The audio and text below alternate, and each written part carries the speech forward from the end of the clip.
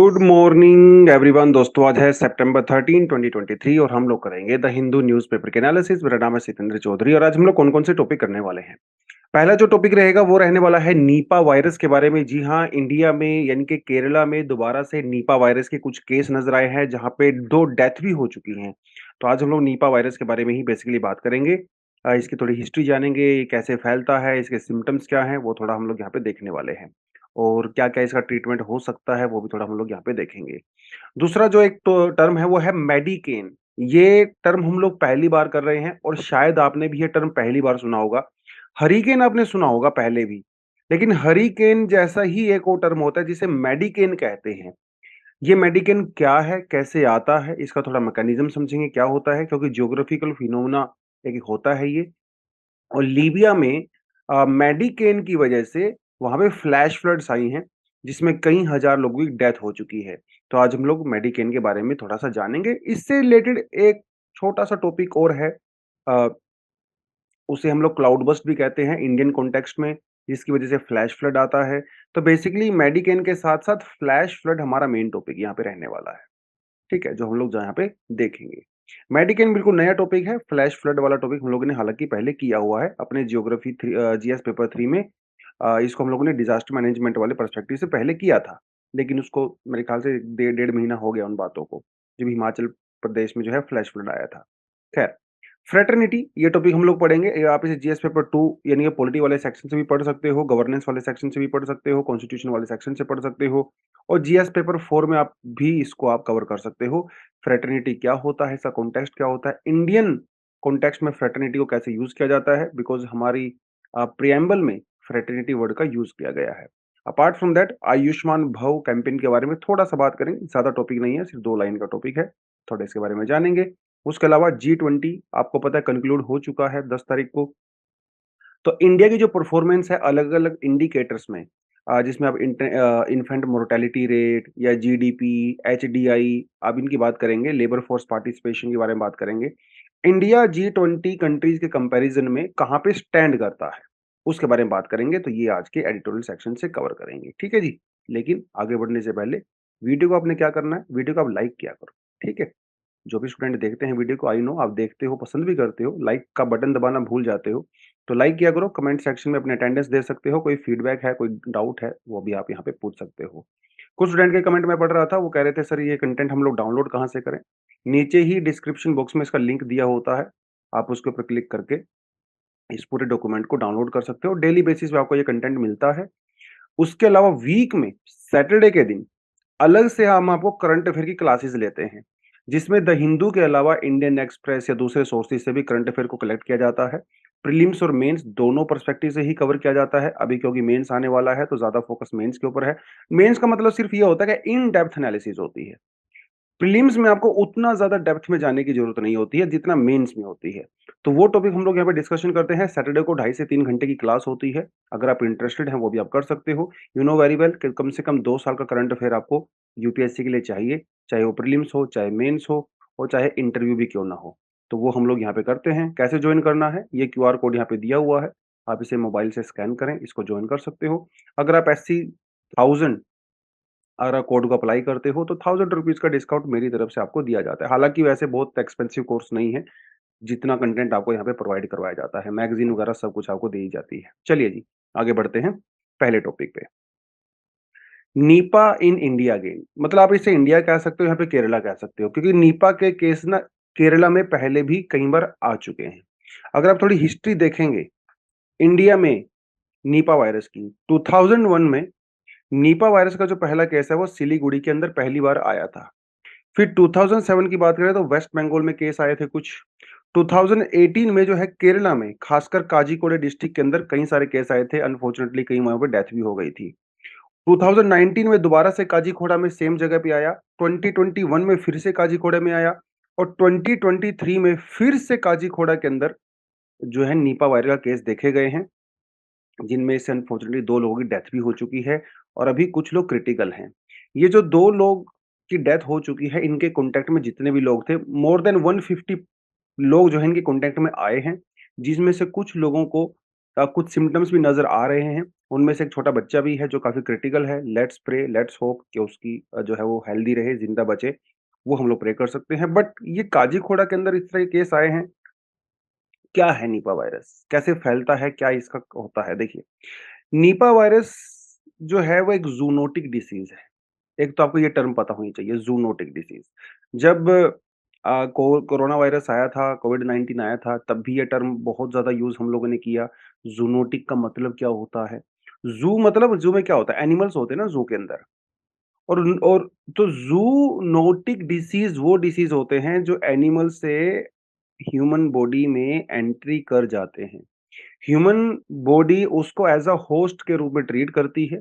जो वो वायरस होता है या बैक्टीरिया भी हो सकता है जो एनिमल से ह्यूमन में ट्रांसफ़र होता है, वो हमारी बॉडी के अंदर रेप्लिकेट होता है। हमारी रो बॉडी के अंदर वो म्यूटेट होता है और हमारी बॉडी को नेगेटिवली इम्पैक्ट करता है।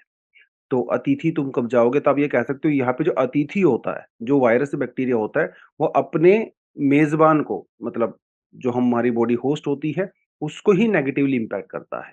तो एनिमल से ह्यूमन में ट्रांसफ़र करते हैं, ठीक है? जैसे बैट्स, बैट्स के अंदर काफ़ी ज़्यादा कोरोना वायरस टाइप्स या दूसरे वायरस पाए जाते हैं। पिग्स हो गए, वहाँ से ह्यूमन के अंदर एंट्री करता है। फिर उसके बाद एक बार ह्यूमन बॉडी में अगर वो आ जाता है ना, तो फिर ह्यूमन टू ह्यूमन में ट्रांसफ़र हो जाता है। देखिए, ह्यूमन टू ह्यूमन को ज़ूनोटिक नहीं बोलते हैं, एनिमल टू ह्यूमन को जो ज़ूनोटिक बोलते हैं। तो क्या हम लोग निपा को ज़ूनोटिक बोलेंगे? बिल्कुल बोलेंगे, क्योंकि जो इनिशियल ट्रांसमिशन होता है ना, वो एनिमल से होता है। बाद में ह्यूमन से कॉन्टैक्ट में आने में किसी ने छींक दिया, कफ किया या जो सलाइवा होता है उसके थ्रू वो ह्यूमन से ह्यूमन के अंदर डेफिनिटली ट्रांसफ़र कर सकता है। फ़ीवर आपको इसमें नज़र आता है, muscle pain, respiratory problems, basically इसकी प्रॉब्लम्स लगभग-लगभग वही होती हैं, जो कोरोना वायरस के अंदर हमें सिम्पटम्स देखने को मिलते हैं। कोरोना वायरस में भी ऐसा होता था, इसके अंदर भी ऐसा होता है। शुरुआत में कोविड-19 में ये माना जाता था कि जो लोग एसिम्प्टोमेटिक हैं, मतलब आपकी बॉडी में वायरस तो है, लेकिन आपको सिम्पटम्स नज़र नहीं आ रहे हैं।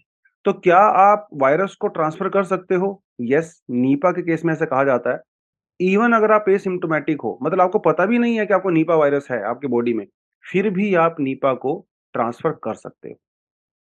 हालाँकि कोविड के कंपैरिज़न में, कोविड-19 के कंपैरिज़न में जो सार्स कोव 2 था हमारा वायरस, उसके कंपैरिज़न में निपा का जो ट्रांसमिशन है थोड़ा स्लो होता है। लेकिन निपा की जो डेथ रेट है, वो काफ़ी ज़्यादा है as compared to COVID. Yes, WHO ने भी इसके बारे में बहुत कुछ कहा है कि इसकी जो फर्टेलिटी रेशियो है, वो डेफ़िनिटली कोविड से बहुत ज़्यादा है। कंटैमिनेटेड फूड या indirect person to person contact आने में आने से आपसे हो जाता है। देखिए यहाँ पे लिखा हुआ है साफ-साफ, इट्स अ ज़ूनोटिक डिसीज़। किससे फैलता है? आप ये नाम याद रख सकते हो, पैरामाइक्सोवाराइडिया, ठीक है? ये एक वायरस फैमिली होती है, caused by RNA ribonucleic acid virus of the family. ये जो फैमिली होती है, इसका जो आरएनए होता है, उससे ये फैलता है। कौन से जीनस से बिलॉन्ग करता है? हेनिपाइवरस, ठीक है? ये थोड़ी-थोड़ी चीज़ें टेक्निकल सी होती हैं, नेम थोड़ा डिफ़िकल्ट होता है याद करना, लेकिन 2-4 बार पढ़ोगे तो ज़ुबान पे चढ़ जाता है, हो जाता है आराम से याद। 1998 में पहली बार मलेशिया में और फिर 1999 में सिंगापुर में इसके केसेज़ आपको देखने को मिले थे। वो पिग्स, डॉग्स, कैट्स, बैट्स वगैरह से फैलता है, जो ऑलरेडी आपको मैं बता चुका हूँ। डेथ रेट आप देखिए इसमें कितनी ज़्यादा है, 70% डेथ रेट है। कोविड में यही डेथ रेट जो है 1% से लेके 4-5% के बीच में वेरी करती थी डिपेंडिंग ऑन द पॉपुलेशन। लेकिन यहाँ पे ये 70% है, तो इसलिए काफ़ी डेंजरस है और अनफॉर्च्यूनेटली इसकी कोई वैक्सीन भी अभी तक नहीं बनी। क्या करते हैं हम लोग ट्रीटमेंट क्या देंगे? जब वैक्सीन ही नहीं बनी तो ट्रीटमेंट क्या देते हैं? यूजुअली हम लोग सिम्पटम्स के ऊपर जो है को कम करने की कोशिश करते हैं। अगर किसी को कफ है तो कफ की दवाई दे दी जाती है, किसी को फीवर है तो फीवर की दवाई दे दी जाती है, वो सब हम लोग करते हैं। हालाँकि हमारे पास एक राइबेविरिन करके जो है एंटीवायरल ड्रग भी है। देखिए एंटी बैक्टीरिया नहीं है, कोविड में भी ये लोग बहुत गलती कर रहे थे, एंटी बैक्टीरिया खा रहे थे। एंटीबैक्टीरिया तब असर करता है जब वो बीमारी बैक्टीरिया से फैली हो। भैया ये बीमारी तो वायरस से फैली है ना, तो इसमें एंटीबैक्टीरिया तो कुछ भी नहीं करेगा। तो इसमें एंटीवायरस दवाई खाई जाती है और अनफॉर्चुनेटली हमारे पास जो एंटीवायरल ड्रग्स होती हैं वो बहुत ही कम है। एंटीबैक्टीरिया तो बहुत ज़्यादा है। तो राइबाविरिन करके एक एंटीवायरल ड्रग है, जो कि 2018 में हम लोगों ने एन्सेफेलाइटिस के लिए यूज़ किया था। ये भी इसमें थोड़ा-सा असर कर सकती है। हालाँकि इसके लिए स्पेसिफिकली नहीं बनी है, लेकिन थोड़ा-सा असर डेफ़िनिटली कर सकती है। उसके अलावा ये तो मैंने आपको बता ही दिया, कोविड से थोड़ा स्लो फैलता है, लेकिन डेथ रेट ज़्यादा है। तो क्या कर सकते हैं? एक तो इनका ये कहना है कि जो कोविड की वैक्सीन हम लोगों ने बनाई थी, अलग-अलग वैक्सीन, क्योंकि ये भी वायरस से फैला है, निपाह भी और कोविड भी। तो कोविड की जो वैक्सीन है, उसके अंदर हल्का-फुल्का चेंज करके हम लोग निपा के लिए एक वैक्सीन बना सकते हैं। इससे रिड्यूस हो जाएगी कॉस्ट। जैसे एमआरएनए मेथड हम लोग यूज़ करते हैं कोविड की वैक्सीन बनाने के लिए, या जो दूसरे मेथड यूज़ करते हैं, उसी के द्वारा इसको बनाया जा सकता है। लेकिन अभी तक निपा की वैक्सीन बनी क्यों नहीं है? निपा की वैक्सीन एक नहीं बनने का बहुत बड़ा रीज़न ये है कि अभी तक ये यूरोप और अमेरिका में नहीं गया है। डेवलप्ड कंट्री में जैसे कोई वायरस जाता है, तो वहाँ की जो कंपनीज़ होती हैं, वो वैक्सीन बनाना शुरू कर देती हैं, और क्योंकि उनके पास टेक्नोलॉजी भी है, उनके पास पैसा भी है, मैन पावर भी है, गवर्नमेंट का सपोर्ट भी काफ़ी ज़्यादा होता है, तो वैक्सीन बना देते हैं। जब जब इस तरह के डिसीज़ डेवलपिंग कंट्री में या अंडर डेवलप्ड कंट्रीज़ में होते हैं, तो ज़्यादा इनके ऊपर ध्यान दिया नहीं जाता। हमारी जो लोकल कंपनीज़ होती हैं, उनके ज़्यादा अंदर इतनी टेक्नोलॉजी होती नहीं है। वैक्सीन के लिए भैया बहुत पैसा चाहिए, ना तो कंपनीज़ के पास इतना पैसा होता है, ना सरकारों के पास होता है। तो इस वजह से ये चीज़ें होती हैं। हाँ, लेकिन लार्ज स्केल के अगर निपा इम्पैक्ट करता है पॉपुलेशन को, तो वैक्सीन इसकी बन सकती है। हालाँकि हम तो यही प्रे करेंगे कि लार्ज स्केल पे ना जाए, वो अभी उसको हम लोग जल्दी ही लिमिट कर दें। तो ये चीज़ करेंगे। सर्विलेंस किया जाना बहुत ज़रूरी है। जिस तरह से केरला में सर्विलेंस होता है, तो बड़ा अच्छा माना जाता है केरला का हेल्थ सिस्टम। तो पूरे देश में हम लोग केरला के पब्लिक हेल्थ एक्ट के अंदर जो प्रोविज़न्स हैं, या जो केरला का हेल्थ सिस्टम है, उसको डेफ़िनेटली हम लोग यहाँ पे इम्प्लीमेंट कर सकते हैं ऑल इंडिया लेवल पे। और उसके अलावा एनिमल्स को स्पेशली रिसर्च करने के लिए, स्टडी करने के लिए हम लोग और ज़्यादा लैब्स यहाँ पे बना सकते हैं। तो ये कुछ जो है आप उसके अलावा अवेयरनेस प्रोग्राम आप चलाइए, रेडियो के द्वारा, मास मीडिया के द्वारा आप अवेयरनेस कैंपेन चलाइए। अगर किसी को कुछ भी सिम्पटम्स आ रहा है, तो जल्दी से जल्दी जाके उसको टेस्ट करवाएँ, लोगों से कॉन्टैक्ट मत बना के रखें, मास्क वगैरह पहनें, कंटैमिनेटेड फूड कंज़्यूम मत करें। इस तरह की अगर बहुत ज़रूरी हो तभी आप पब्लिक प्लेस में जाएँ, अदरवाइज़ थोड़ा अवॉइड कर सकते हैं। तो ये कुछ मेजर्स हैं, जो आप डेफिनिटली यहाँ पे ले सकते हैं। चलिए जी, आगे बढ़ते हैं। 23,000 dead, many missing as flash floods hit Libya city। अभी 4 से 5,000 लोग मिसिंग हैं, जिनकी काउंटिंग होनी बाकी है, लेकिन अभी तक 23,000 लोगों की डेथ हो चुकी है, एक फ्लैश फ्लड की वजह से लीबिया में। लीबिया आपको पता है एक नॉर्थ अफ्रीकन कंट्री है और मेडिटेरेनियन सी के पास में पड़ती है। इसकी लोकेशन आपको दिखा देता हूँ मैं लीबिया के बारे में। ये देखिए, ये रहा आपका लीबिया और ये है मेडिटेरेनियन सी, ठीक है जी। लीबिया का कौन-कौन सी कंट्री इसको सराउंड करती हैं, बॉर्डर करती हैं। ट्यूनीशिया यहाँ पे चला गया आपका, ये है अल्जीरिया, इधर आ गया नाइजर, चाड, सूडान, इजिप्ट।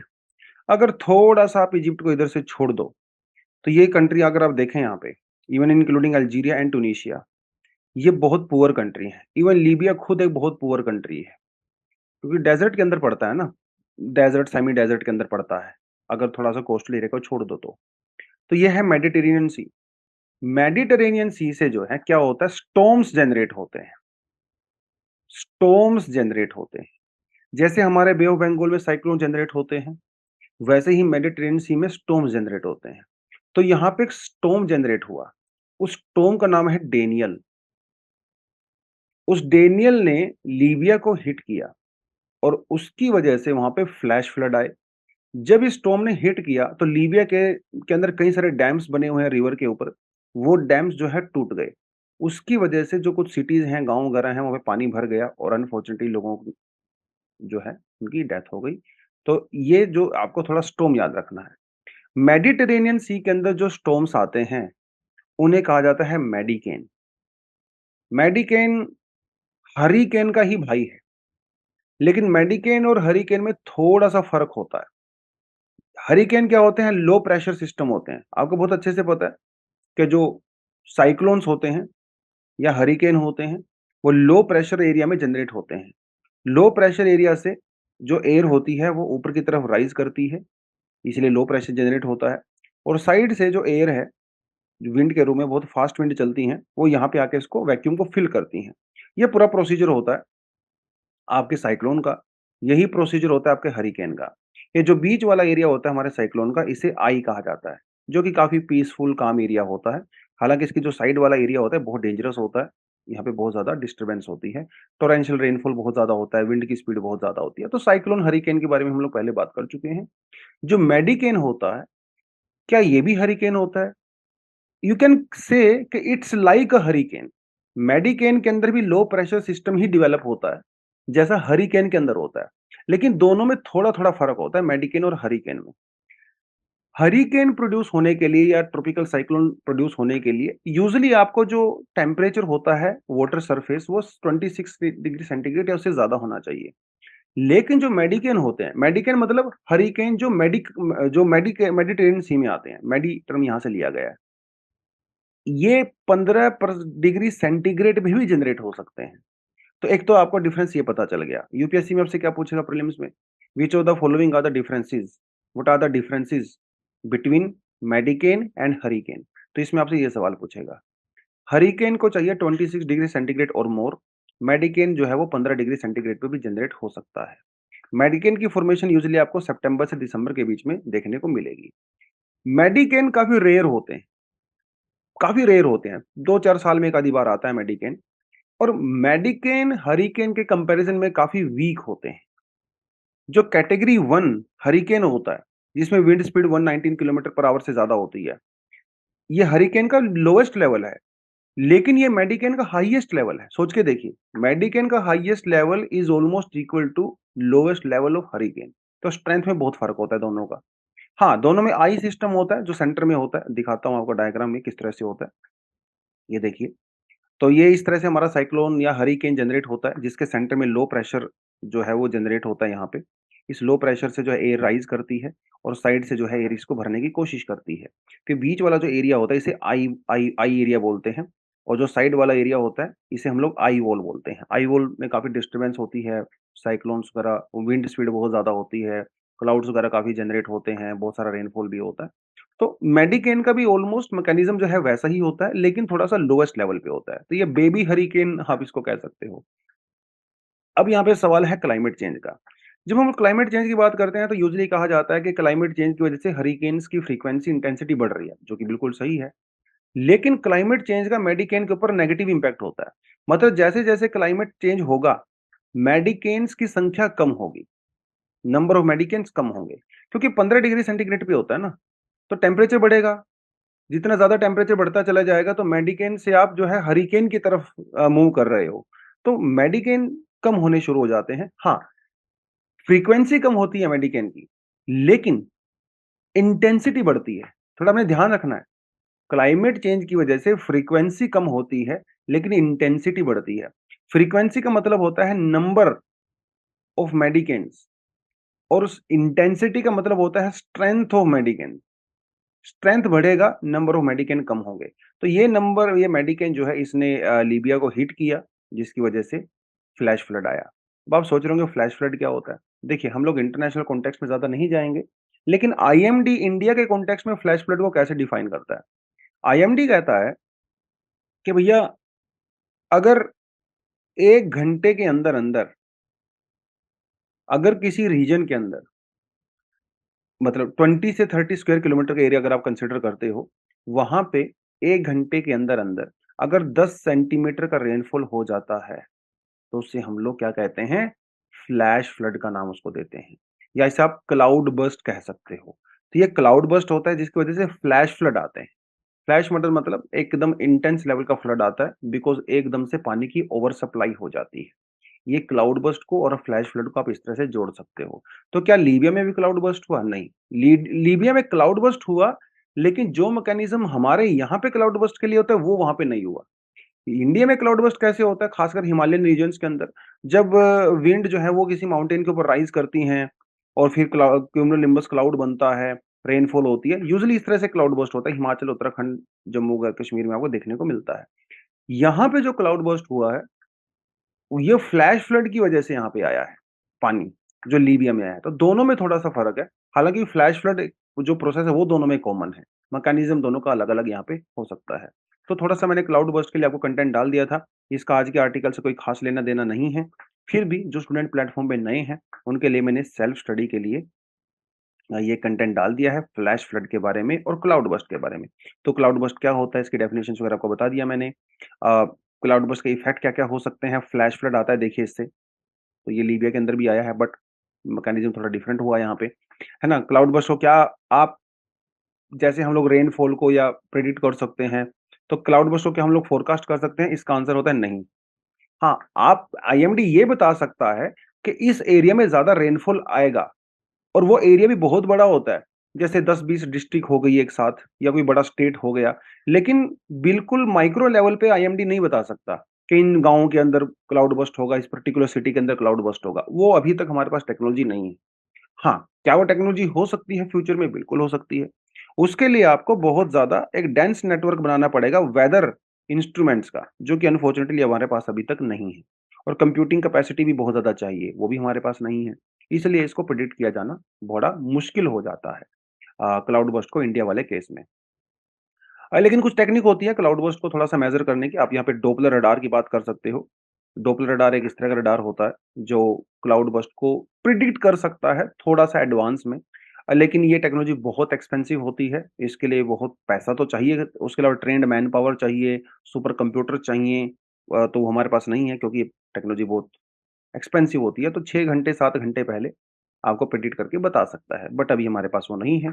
लेकिन ब येस, ये नाम आप याद रख सकते हो डॉपलर रडार के बारे में, किस लिए यूज़ होता है। ठीक है जी, चलो आगे बढ़ते हैं। एक टॉपिक है थोड़ा पॉलिटी वाले सेक्शन से या फिलॉसफी वाले सेक्शन से भी कह सकते हो।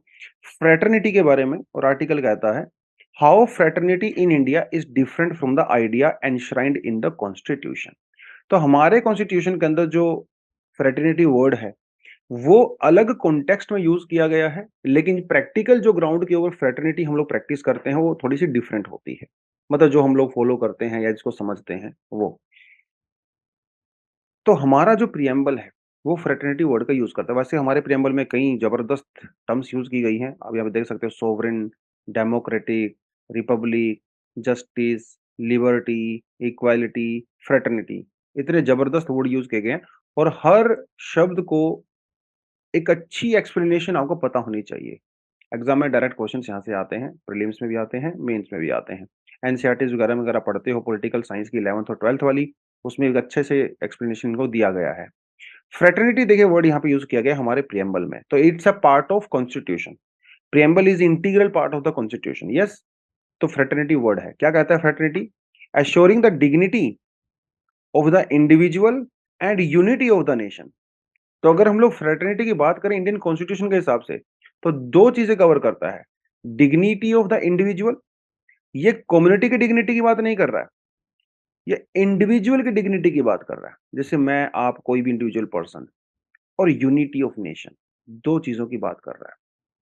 ये आपने बेटा इंपॉर्टेंट पॉइंट है, ध्यान रखना है। Dignity of individual and the unity of the nation. But ये जो फ्रैटर्निटी वर्ड है आया कहाँ से? देखिए दुनिया भर में फ्रैटर्निटी वर्ड का यूज़ किया जाता है। फ्रेंच रेवोल्यूशन के अंदर भी इसका यूज़ किया गया। उससे पहले ग्रीक फिलोसोफर हुआ करते थे एरिस्टोटल और ये सब लोग, इन्होंने भी यूज़ किया है फ्रैटर्निटी वर्ड का अलग-अलग से। तो फ्रैटर्निटी वर्ड के लिए कुछ कोटेशंस यहाँ पे दी गई हैं। Fraternity is the fuel that allow common people to produce uncommon results. ये ग्रीक saying है। अब एग्ज़ाम में क्या होता है जीएस पेपर 4 में एस्से के लिए बड़ा इंपॉर्टेंट हो जाता है टॉपिक। एस्से में वो क्या करेगा, आपको इस तरह की कोटेशंस देगा, बस आपको उसको एक्सप्लेन करना है।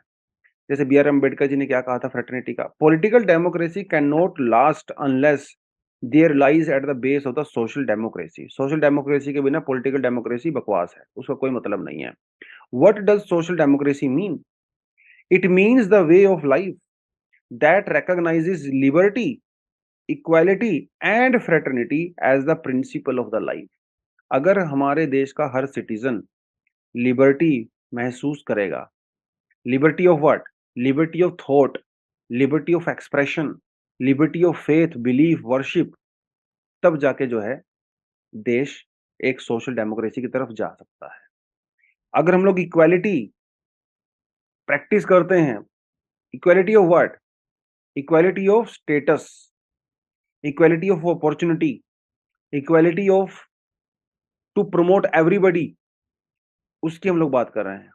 हम लोग इक्वालिटी हर चीज़ की बात कर रहे हैं, तब जाके सोशल डेमोक्रेसी आता है और फ्रैटर्निटी। हालाँकि बी आर अम्बेडकर जी ने फ्रैटर्निटी वर्ड को इलैबोरेट नहीं किया है, बट उन्होंने यहाँ पे इस टर्म को बताया है। रामनाथ कोविंद जी ने क्या कहा था? Fraternity and the compassion are written into nature's DNA. किसने कहा? रामनाथ कोविंद जी ने कहा। तो ऐसे वगैरह में कई बार इस तरह की चीजें पूछी जा सकती हैं। बट फ्रेटर्निटी का मतलब क्या होता है? फ्रेटर्निटी को जनरल टर्म में ना आप ना एक तरह से कह सकते हो भाईचारा। अगर आप पॉलिटिकल टर्म में बात करो, भाईचारा मतलब जब एक देश में रहने वाले लोग एक दूसरे के साथ जुड़ाव महसूस करते हैं। जब वो एक दूसरे के साथ इस तरह से जुड़ाव महसूस करते हैं कि वो उनका एक कॉमन फ्यूचर होता है। सिर्फ एक कॉमन फ्यूचर ही नहीं बल्कि एक कॉमन पास्ट भी होता है। तो फ्रेटर्निटी वर्ड आप पॉलिटिकल टर्म में भी यूज कर सकते हो, फिलोसॉफिकल टर्म में भी यूज कर सकते हो और दोनों जगह पे इनका मतलब बदल जाता है, राइट? देखिए, पहली बात fraternity means that all citizens, ये पॉलिटिकल टर्म की मैं बात कर रहा हूं, all citizens should act like a member of the same family. A citizen should not be treated with disrespect. तो ये क्या बोल रहा है? ये डिग्निटी की बात कर रहा है, जो कि हमारे कॉन्स्टिट्यूशन के अंदर मेंशन किया गया है। रिस्पेक्ट मतलब dignity, dignity of everything, dignity of your status, dignity of opportunity, dignity of economic opportunities, your jobs, your status, social standing in the society, वो सब डिग्निटी की बात होती है। तो जब सारे देशवासी, सारे सिटीजन्स एक सेम फैमिली की तरह देश में रहते हैं, काम करते हैं, वो हम लोग कहते हैं fraternity. It aspires to the world in which everyone is equal and has the same right. यहाँ पे किसकी बात हो रही है? फंडामेंटल राइट्स की बात हो रही है। यहाँ पे आपके इकोनॉमिक राइट्स की बात हो रही है। यहाँ पे आपकी हर तरह की ह्यूमन राइट्स की बात हो रही है। इक्वल ट्रीट जब आप लोग करते हो, तो फ्रेटर्निटी क्या है? It's a state of being a brother और a brotherly brotherhood. Yes, जब men and women commit to remaining faithful to one another forever, a fraternity's member contribute their time, friendship and wisdom. Together they develop, learn and strengthen the fraternity. जब सभी लोग मिलकर एक दूसरे के साथ काम करें, ये मतलब एक होता है फ्रेटर्निटी का। लेकिन अगर आप इसे पॉलिटिकल टर्म में यूज करो, तो क्या इंडिया के कॉन्टेक्स्ट में फ्रेटर्निटी होनी चाहिए या इंडिया के कॉन्टेक्स्ट में फ्रेटर्निटी का यूज कर सकते हो? देखिए, फ्रेटर्निटी का एक मतलब होता है कि जब आपका एक कॉमन पास्ट होता है, ठीक है? आपका कॉमन पास्ट होता है, आपकी कॉमन स्ट्रगल्स होती हैं, जब सभी लोग उस पास्ट के साथ जुड़ के वन जो है यूनिटी महसूस करते हैं। लेकिन क्या आप इंडिया के कॉन्टेक्स्ट में यूज कर सकते हो? इसका आंसर हो सकता है येस और नो, दोनों हो सकते हैं। देखिए, जिस तरह से इंडिया में कास्टिज्म, डिस्क्रिमिनेशन, है ना? वो सब चलता है। तो क्या इंडिया में फ्रेटर्निटी कॉन्सेप्ट को आप इम्प्लीमेंट कर सकते हो? क्योंकि कम्युनल वायलेंस की अगर बात करें, कास्ट डिस्क्रिमिनेशन की अगर आप बात करें, अलग-अलग लेवल पे अलग-अलग तरह के हमारे यहाँ पे हायरार्की बनी हुई है। तो क्या इंडिया में आप कह सकते हो कि हमारा कॉमन पास्ट है? क्या सभी लोगों का इंडिया में कॉमन पास्ट है? कुछ कम्युनिटी को तो बिल्कुल दरकिनार कर दिया गया, डिस्क्रिमिनेशन, अनटचेबिलिटी। तो क्या आप उनको भी कह सकते हो कि सर हमारा कॉमन पास्ट था? तो कॉन्स्टिट्यूशन में फ्रेटर्निटी एज अ वर्ड जिस कॉन्टेक्स्ट में यूज किया गया है, unity, brotherhood, dignity, common goal, common past, common future, वो उस कॉन्टेक्स्ट में कॉन्स्टिट्यूशन में यूज किया गया है। लेकिन क्या ग्राउंड पे हम लोग उस तरह से यूज करते हैं? आंसर हो जाता है नो। क्योंकि होना चाहिए और हो रहा है, दोनों में फ़र्क होता है। होना चाहिए ऑफ़ कोर्स, लेकिन क्या एक्चुअल में होता है? नहीं। अभी भी कास्ट के नाम पे, धर्म के नाम पे, रीजन के नाम पे, आपके जेंडर के नाम पे जो डिस्क्रिमिनेशन होता है, तो वो हम लोग नहीं कह सकते कि अभी इंडिया उस स्टेज में पहुँचा है, जहाँ पे हम लोग फ्रेटर्निटी को एक्चुअली में प्रैक्टिस कर सकते हैं। तो वही देखिए, बार-बार घुमा-फिरा के डिग्निटी और इंटीग्रिटी की बात कर रहा है। वर्ड जो इंटीग्रिटी है वो तो हम लोगों ने 1976 में ही इंट्रोड्यूस किया था, ठीक है? डिग्निटी ऑफ द इंडिविजुअल का मतलब है मटीरियल बेटरमेंट। मटीरियल बेटरमेंट के साथ-साथ आपकी जो पर्सनैलिटी है, आपकी जो थॉट प्रोसेस है, आपके जो धर्म है, फेथ है, उसको भी आप जो है रिस्पेक्ट करिए। वो सब यहाँ पे डिग्निटी के लिए आ जाती हैं। जिसके लिए हमारे पास डीपीएसपी है, हमारे पास फंडामेंटल राइट्स हैं, फंडामेंटल ड्यूटीज़ हैं, वो सब आप यहाँ पे देख सकते हो। तो एक उसने कहा था डिग्निटी और दूसरा क्या कहा था? इंटेग्रिटी। देखिए, integration, integrity, unity, unity of nation की क्या बात कर रहे हैं? मतलब इसका ये है, देखिए डिग्निटी तो हम लोग समझ गए, fundamental right, human right. Unity of nation का मतलब ये है कि सारे के सारे स्टेट जो हैं भैया वो इंडिया का पार्ट है, India is a union of state. वो स्टेट जो है वो देश से अलग नहीं हो सकते हैं। हमारे यहाँ पे सिंगल सिटीजनशिप होती है। इसका मतलब this is the second part of the fraternity. पहला पार्ट क्या था? डिग्निटी। दूसरा पार्ट यूनिटी। तो यूनिटी में आप जो है आर्टिकल 1 को मेंशन कर सकते हो। तो लिबर्टी, इक्वालिटी एंड फ्रेटर्निटी जो कि प्रियम्बल का पार्ट है, it creates a trinity in the sense that the separating one from the other undermines the democracy core aim. अगर डेमोक्रेसी को अचीव करना है, डेमोक्रेसी को बनाए रखना है, स्ट्रॉन्ग करना है, तो लिबर्टी, इक्वालिटी और फ्रेटर्निटी तीनों को साथ लेके चलना पड़ेगा। तब जाके बनेगा एक बढ़िया हमारा देश, बढ़िया सोसाइटी, बढ़िया वर्ल्ड। अब आजकल तो हम वसुधैव कुटुंब की दोबारा से बात कर रहे हैं, है ना? चलिए, नेक्स्ट आर्टिकल कहता है जी, सेंटर टू स्टार्ट आयुष्मान भव हेल्थ स्कीम टुडे। तो आज जो है हेल्थ मिनिस्ट्री के अंडर में और हमारे जो राष्ट्रपति जी हैं मुर्मू जी, वो आयुष्मान भव प्रोग्राम को लॉन्च करने वाली है। बेसिकली एक वर्चुअल प्रोग्राम हुआ है ये, आयुष्मान भव। ये अलग से कोई स्कीम नहीं है। ये वर्चुअल प्रोग्राम का बेसिक ऑब्जेक्टिव क्या है? To bridge the health care gap in India, particularly in the rural and the remote regions. गाँव में, रिमोट रीजन्स के अंदर जो हेल्थ फैसिलिटीज नहीं पहुंच पाती हैं, जो हेल्थ बेनिफिशियरीज होते हैं, उनको सुविधाएं नहीं मिल पाती हैं, उस गैप को कम करने के लिए आयुष्मान भव जो है वो स्कीम चलाई गई है। बस इतना ही आपको देखना है। जो स्टेट्स के अंदर अलग-अलग जो हेल्थ प्रोग्राम्स चलाए गए हैं, हेल्थ स्कीम चलाई गई हैं, उनको इंटीग्रेट करना है। जो हेल्थ केयर डिलीवरी सिस्टम है उसको जो है वो घर-घर तक, गाँव-गाँव तक पहुँचाना है। उसके लिए कुछ छोटी-मोटी इनिशिएटिव लिए गए हैं, जैसे आयुष्मान आपके द्वार, तो डोर टू डोर कैंपेन हम लोग करने वाले हैं। विलेज लेवल पे जो है अवेयरनेस प्रोग्राम हम लोग चलाएँगे, सैनिटेशन के बारे में, न्यूट्रिशन के बारे में। आयुष्मान मेला लगाया जाएगा, जिसमें मेडिकल कैंप्स वगैरह लगाए जाएँगे, जिसमें कुछ ट्रीटमेंट्स वगैरह भी फ्री हो सकता है, टेली सॉल्यूशंस वगैरह हम लोग डॉक्टर के साथ कंसल्ट वगैरह करना, वो सब किया जाएगा। तो ये सब चीज़ें जो है यहाँ पे की जाएँगी इस इनिशिएटिव के द्वारा। ठीक है जी? इसमें कुछ खास और लंबा-चौड़ा टॉपिक नहीं है। आगे देखते हैं। Analysing where India stands in the जी20। जी20 कन्क्लूड हो गया है। इंडिया के बाद अभी ब्राज़ील में चली जाएगी प्रेज़िडेंसी, ठीक है? लेकिन जी20 को अगर हम लोग कंपेयर करते हैं, जी20 कंट्रीज़ को अगर कंपेयर करें, तो इंडिया वहाँ पे कहाँ स्टैंड करता है? तो ये अलग-अलग चार्ट यहाँ पे दिए गए हैं। तो पहला चार्ट जो है वो जीडीपी पर कैपिटा के हिसाब से दिया गया है, जिसमें इंडिया की जीडीपी कंपेयर की गई है। तो अगर आप यहाँ पे क्लियरली देख सकते हैं, यहाँ पे आता है जी यूएसए, ठीक है? तो यूएसए की जीडीपी पर कैपिटा देखिए आप, बहुत ही ज़्यादा है, राइट? यहाँ पे जो ब्लैक कलर में है, यहाँ पे आता है हमारा भारत। इसकी जो आप जीडीपी देख ही सकते हो, इंडिया का जीडीपी पर कैपिटा कितना है? ओनली $2388। तो इंडिया एक बिल्कुल ही लो मिडल इनकम कंट्रीज़ के अंदर आता है। इंडिया का जो पर कैपिटा जो जीडीपी यहाँ पे रहा, देखिए ये क्या हम लोग क्या कर रहे हैं, हम लोग 1970 से लेके 2022 के बीच का कंपेयर कर रहे हैं, ठीक है? कंटेंट साइड में आपको यहाँ पे दिया हुआ है। तो ये हम लोग पिछले आप ये कह सकते हो 52 इयर्स का डेटा यहाँ पे कंपेयर कर रहे हैं। भैया 1970 में हमारी जो जीडीपी पर कैपिटा थी वो सिर्फ $111 हुआ करती थी। उस समय हमारा रैंक हुआ करता था 18 आउट ऑफ 19 कंट्रीज। उस समय हम लोग इंडोनेशिया से आगे थे।